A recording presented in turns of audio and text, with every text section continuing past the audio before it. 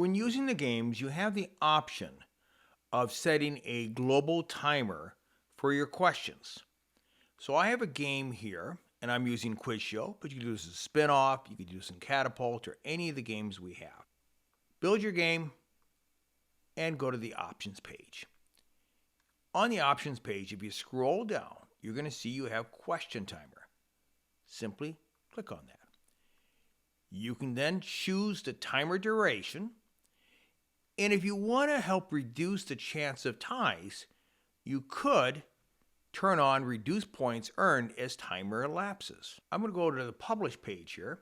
I'm going to unpublish to save these changes and republish it. Now I'm going to launch the game and show you how to disable the timer once you're in the game. You mute, just start the session, and skip. So we're in the game. Let's go ahead and just click on a question. And you'll see up here in the left upper corner the timer. If at any time you decide you want to disable the timer, you can simply do that by going up to the gear wheel here and turn timer off. If you choose to turn it back on, you can certainly do that as well.